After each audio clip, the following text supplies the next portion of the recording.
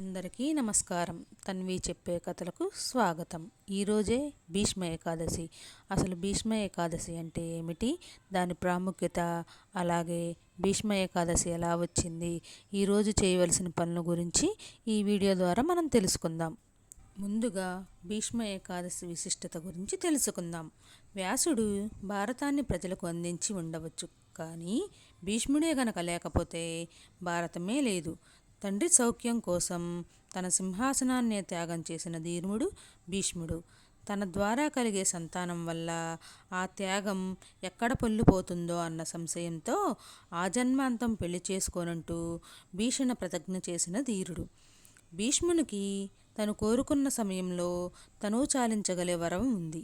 అందుకే ఆయన మార్గశిర మాసంలో అంపశయ్య మీదకు చేరుకున్న ఉత్తరాయణ పుణ్యకాలం వచ్చే వరకు వేచి ఉన్నాడు.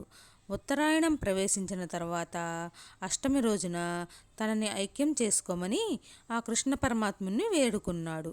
భీష్ముడు జీవితం యావత్తూ పరిపక్వంగానే గడిచింది. ఇక తన మరణ సమయంలోనూ తన విశిష్టతను చాటుకున్నాడు ఈ కురువృద్ధుడు. తనను చూసేందుకు అంపశయ్య వద్దకు వచ్చిన ధర్మరాజుకు రాజనీతిలోని సారాంశమంతా బోధించారు. పాండవులతో పాటుగా ఉన్న కృష్ణుణ్ణి వేణోళ్లా స్తుతిస్తూ విష్ణు సహస్రనామాన్ని పలికారు.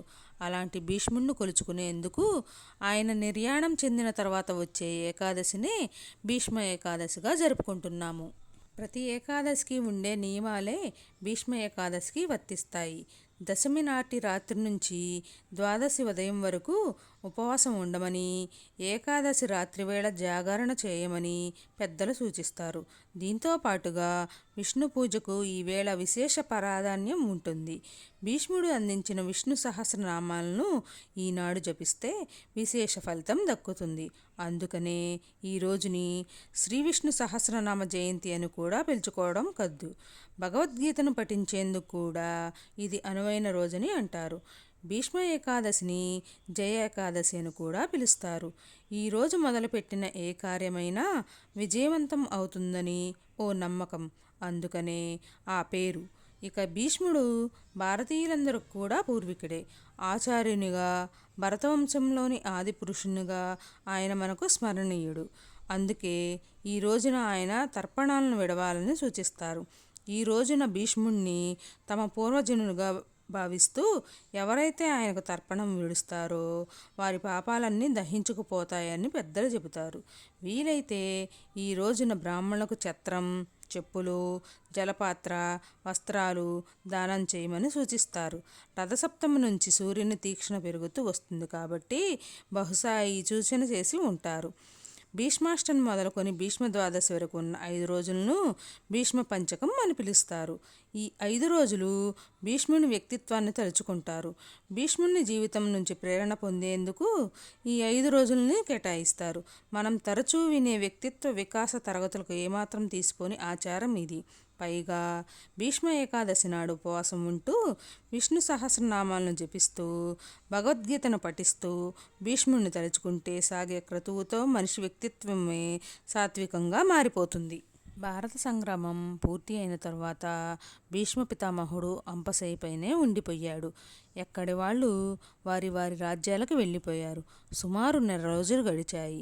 పాండవులు, శ్రీకృష్ణుడు సల్లాపాలు ఆడుకునే ఒక సమయంలో ఒకనాడు హఠాత్తుగా శ్రీకృష్ణుడు పాండవులతో మాట్లాడుతూ ఆగిపోయాడు.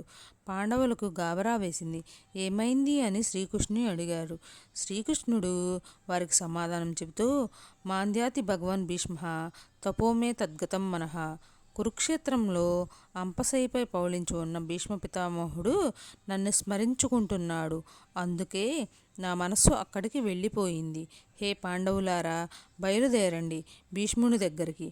ఎందుకంటే భీష్ముడు ధర్మాలను అవపోషణం పట్టినవాడు, శాస్త్రాలను పూర్తిగా ఆకలింపు చేసిన మహనీయుడు, మానవాళి తరించడానికి కావలసిన మార్గాలను స్పష్టంగా తెలిసిన మహనీయుడు, సులభంగా జీవకోటిని తరింపజేయడం ఎట్లానో అవగతం చేసుకున్న మహనీయుడు, ధర్మ విషయంలో ఏ సంశయాలు ఉన్నా ప్రామాణికంగా తీర్చగలిగిన ఏకైక మహానుభావుడు.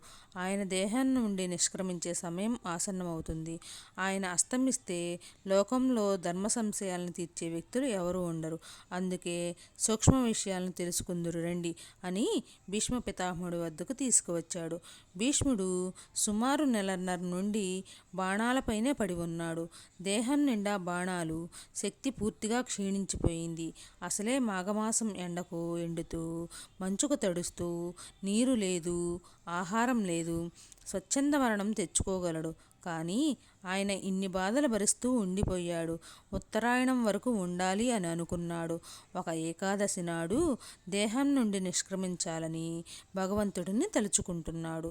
మనస్సులో శ్రీకృష్ణుని సాక్షాత్కరించుకోగలిగాడు. ఆయన తన హృదయ మందిరంలోనే శ్రీకృష్ణుడితో మాట్లాడగలిగేవాడు ఆయన. అంత జ్ఞానులైన మహనీయులకు ఈరోజు ఆ రోజు అనే నియమం ఉండదు అని ఉపనిషత్తు చెబుతుంది. మరి అట్లాంటి వారు ఏ రోజు నిష్క్రమించినా పరమపదం లభిస్తుంది. ఎవరు కర్మ చేస్తారు అనే నియమం కూడా లేదు. భీష్ముడు తనకి మాత, పిత, భ్రాత, నివాస, శరణం, సహవ్రతం, గతి, గమ్యం, సర్వనారాయణం అని అనుకున్న మహనీయుడు. ఆయనకు సర్వం శ్రీకృష్ణుడే అని విశ్వసించేవాడు. అందుకు ఆయన ఏనాడు మరణించినా భగవంతుడి సాయుధ్యం కలగక మానదు. మరి భీష్ముడు అన్ని రోజులు అంపశయ్యపై ఎందుకు ఉండిపోయాడు అంటే ఆయనకు తను చేసిన దోషం ఒకటి స్పష్టంగా జ్ఞాపకంగా ఉంది. చేసిన ప్రతి దోషం శరీరంపైనే రాసి ఉంటుందట. అది తొలగిపోతే తప్ప సద్గతి ఏర్పడదట. ఏ దోషం చేశాడైనా? ద్రౌపదికి సభామధ్యంలో అవమానం జరుగుతుంటే ఏం చేయలేకపోయాడు. భగవద్భక్తురాలికి అవమానం జరుగుతుంటే చూస్తూ కూర్చుండిపోయాడు. ద్రౌపదికి శ్రీకృష్ణుడంటే అత్యంత ప్రేమ. తన గురువు వశిష్ఠుల వారు చెప్పారట. ఆనాడు సభా మధ్యలో తన 5గురు అతి పరాక్రమమైన భర్త ఏం చేయలేకపోయారు. వారు కౌరవులకు బానిసలైపోయారు. కౌరవులను ఎదిరించడానికి వీలు లేకుండా పోయింది. వారు కేవలం సామాన్య ధర్మాన్నే పాటించారు. కానీ సాటి మనిషిగా ఆమెను కాపాడాలనే విశేష ధర్మాన్ని ప్రక్కన పెట్టారు. శ్రీకృష్ణుడు తన భక్తులకి జరిగే అవమానాన్ని సహించలేడు. అలా చేసినందుకు మొత్తం 100 మంది కౌరవులనే మట్టుబెట్టాడు. ఆ దోషంతో పాండవులకు కూడా అదే గతి పట్టేది. కానీ అలా చేస్తే చివర తను ఎవరిని రక్షించాలి అనుకున్నాడో ఆ ద్రౌపదికే నష్టం జరుగుతుందని వారిని అట్టే ఉంచాడు. ఈ విషయం భగవంతుడే అర్జునుడితో చెప్పాడు. ఎప్పుడైతే ద్రౌపదికి అవమానం చేశారో వారందరినీ అప్పుడే తీసి పాడేశాను. ఇప్పుడు వారు కేవలం కాలిపోయిన కాగితం వలె ఉన్నారే తప్ప వారిని నేనెప్పుడో ఏరి పారేశాను. నీకు ఆ గౌరవం కట్టబెట్టాలని యుద్ధం చేయమని చెబుతున్నా అని శ్రీకృష్ణుడు అర్జునుడితో అన్నాడు. భీష్మ పితామహుడు ఆనాడు ధర్మరాజుకు తలెత్తిన సందేహాలను తీరుస్తుంటే పక్కనే ఉన్న ద్రౌపది నవ్వుతూ, తాత, ఆనాడు నాకు అవమానం జరుగుతుంటే ఏమయ్యాయి ఈ ధర్మాలు అని అడిగిందట. అందుకు భీష్ముడు, అవును ద్రౌపది, నా దేహం దుర్యోధనుడి ఉప్పు తిన్నది. నా అధీనంలో లేదు. నాకు తెలుసు నీకు అవమానం జరుగుతుందని. కానీ నా దేహం నా మాట వినలేదు.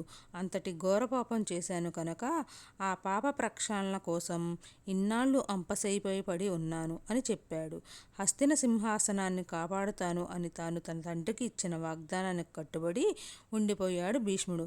కానీ పరిస్థితుల ప్రభావంచే విశేష ధర్మాన్ని ప్రక్కన పెట్టాడు. హే ద్రౌపది, కృష్ణ భక్తిలో ఎలాంటి కల్మషం లేదు. కానీ శరీరం దుష్టమైపోయింది. దాన్ని పరిశుద్ధం చేసుకోవాలనే అంపశయ్యపై పడి ఉన్నాను. అందుకు ఈనాడు నేను ధర్మాలను చెప్పవచ్చును అని పాండవులకు ఎన్నో నీతులను బోధించాడు. శ్రీకృష్ణుడు భీష్మ పితామహుడికి దేహబాధలు కలగకుండా వరం ఇచ్చి చెప్పించాడు. నాకెందుకు శక్తినిచ్చి చెప్పిస్తున్నావు? నీవే చెప్పొచ్చు కదా అని భీష్ముడు అడిగాడు. అందుకు శ్రీకృష్ణుడు, నేను చెప్పొచ్చు, కానీ నీలాంటి అనుభవజ్ఞుడు చెబితే వచ్చే స్పష్టత నేను చెబితే ఉండదు. నేను చెబితే అది తత్వం, నీవు చెబితే అది తత్వద్రష్టం. తత్వాన్ని చూసినవాడు తత్వాన్ని చెప్పాలే తప్ప తత్వం తన గురించి తాను చెప్పుకోదు. నేల నేను ఇంత సారం అని చెప్పగలదా? ఆ నేలలో పండిన మొక్క చెబుతుంది ఆ నేల ఎంత సారమో. అలాగే నీవు అనుభవజ్ఞుడని నువ్వు ఉపదేశం చేస్తే అది లోకానికి శ్రేయస్సు. భగవంతుడు సముద్రం లాంటివాడు. నీరు ఉంటుంది కానీ పానయోగ్యం కాదు. అదే నీటిని మొగవర్షిస్తే పానయోగ్యం. అందుకే భగవద్జ్ఞానం నేరుగా కాకుండా భగవతత్వం తెలిసిన భీష్ముడి ద్వారా అది అందితే లోకానికి హితకరం. అట్లా శ్రీకృష్ణుడు వరం ఇచ్చి భీష్ముడి ద్వారా ధర్మసారాన్ని పాండవులకు ఉపదేశం చేయించాడు. భగవద్గీత శ్రీకృష్ణుడు నేరుగా చెప్పాడు. శ్రీ విష్ణు సహస్రనామాల్ని భీష్ముడి ద్వారా చెప్పించాడు. అందుకే శ్రీ విష్ణు సహస్రనామాల వల్ల సులభంగా తరించ వీలు ఉంది. ముఖ్యంగా విష్ణు సహస్రనామ జపం ధ్యానం వల్ల భయం తొలగుతుంది, శుభం కలుగుతుంది. గణపతిని, వ్యాసభగవాన్ని, పితామహుని, పాండవులను, తల్లిదండ్రులను, గురువులను భక్తిపూర్వకంగా స్మరించి తదుపరి ఈ దివ్యనామములను జపిస్తూ తేజోమయుడైన పరమాత్మను ధ్యానించి బాధల నుంచి విముక్తులను అవుదాం. రేపే భీష్మ ఏకాదశి. ఈ 3 పనులు చేయండి చాలు, అఖండ సంపద. ఈ మంచి అవకాశం వదులుకోవద్దు. సాధారణంగా ప్రతి నెలలో 2 ఏకాదశులు వస్తాయి. ఏకాదశి తిథి శ్రీ మహావిష్ణువుకి అంకితం చేయబడింది. అయితే ఈ మాఘమాస శుక్లపక్షంలో వచ్చే ఏకాదశి అంటే శ్రీ మహావిష్ణువుకి మహాప్రీతికరమైన పర్వదినం అని శాస్త్రాలు చెబుతున్నాయి. ఎందుకు అంటే శ్రీ మహావిష్ణువుని 1000 విధాలుగా కీర్తించి విశ్వ కళ్యాణ కాంక్షతో విష్ణు సహస్రనామాలను ఈ ప్రపంచానికి అందించిన శ్రీ భీష్మాచార్యుల వారు మరణించి శ్రీకృష్ణ పరమాత్మలో ఐక్యమైపోయినది మాఘ అష్టమి నాడు. అష్టమి తర్వాత వచ్చే ఏకాదశి అయిన ఈ మాఘ శుక్ల ఏకాదశిన ఆ మహానుభావుణ్ణి అందరూ స్మరించుకోవాలి అని శ్రీకృష్ణ పరమాత్ముడే ఈ ఏకాదశిని భీష్మ ఏకాదశిగా తెలియజేశారు. అంతేకాకుండా ఈ మాఘ శుక్ల ఏకాదశి నాడు ఎవరైతే భీష్ముడిని తలుచుకుంటూ ఆయన గొప్పతనాన్ని స్మరించుకుంటూ విష్ణునామస్మరణ చేస్తారో వారికి పుణ్యగతులు లభిస్తాయని సాక్షాత్తు శ్రీకృష్ణుడే తెలియజేసినట్లు మనకు గ్రంథాలు తెలియజేస్తున్నాయి. వైకుంఠ ఏకాదశి ఎంత పుణ్యప్రదమైన రోజో అలానే మాఘమాసంలో వచ్చే భీష్మ ఏకాదశి కూడా అంతే పుణ్యప్రదమైన రోజు. ఈ రోజు తప్పక ప్రతి ఒక్కరూ భీష్ముని స్మరణ చేయాలి. కాబట్టి ఇంతటి విశేషమైన ఈ భీష్మ ఏకాదశి నాడు విష్ణు అనుగ్రహం కోసం చేయాల్సిన అతి ముఖ్యమైన పనుల గురించి తెలుసుకుందాం. సూర్యోదయానికి ముందే నిద్ర లేచి ఇల్లు వాకిలి శుభ్రం చేసుకొని ఇంటి ముందు కల్లాపి చల్లి ముగ్గు వేసుకోవాలి. తలస్నానం చేసి పసుపు వస్త్రాలు ధరించాలి. విష్ణువునికి పసుపు రంగు ప్రీతికరమైనది. గడపను శుభ్రం చేసుకొని పసుపు కుంకుమలతో అలంకరించుకోవాలి. వీలైతే గుమ్మాలకు తోరణాలు కట్టండి. ఇల్లంతా పసుపు నీళ్లు చల్లుకొని శుద్ధి చేయాలి. పూజా మందిరాన్ని, పూజా సామాగ్రిని శుభ్రం చేసుకోవాలి. శ్రీ మహావిష్ణువు చిత్రపటాన్ని శుభ్రం చేసుకొని గంధము, కుంకుమలతో బొట్టు పెట్టి పూజలకు సిద్ధం చేసుకోవాలి. ఈ రోజున పూజా మందిరంలో అలాగే తులసికోట వద్ద ఆవు నెయ్యితో దీపం వెలిగించడం శ్రేష్టం. ఈ రోజున శ్రీ మహావిష్ణువును పూజించిన వారికి స్వర్గలోక ప్రాప్తి కలుగుతుందని విశ్వాసం. విష్ణువుకి తులసి అంటే మహాప్రీతి కాబట్టి తులసిమాలతో విష్ణువుని అలంకరించి పూజలో కూడా తులసి దళాలను, కమలాలను, జాజి పువ్వులను ఉపయోగించడం విష్ణువుకు మహాప్రీతి. విష్ణు సహస్రనామ పారాయణ, నారాయణ అర్చన అద్భుతమైన ఫలితాలను ఇస్తాయి.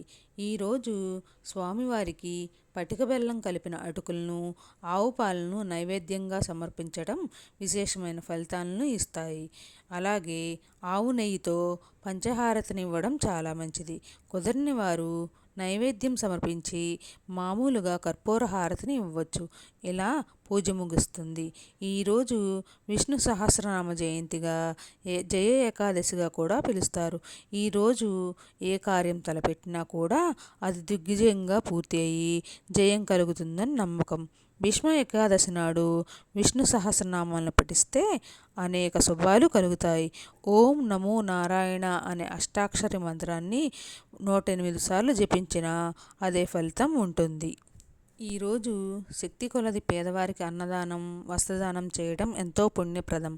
అలాగే ఈరోజు ఉపవాసం చేసిన వారికి ఎంతో పుణ్యం లభిస్తుంది. ఉపవాసం చేయలేని వారు కనీసం ఈరోజు బియ్యంతో వండిన ఆహారాన్ని తీసుకోకుండా ఉండడం మంచిది.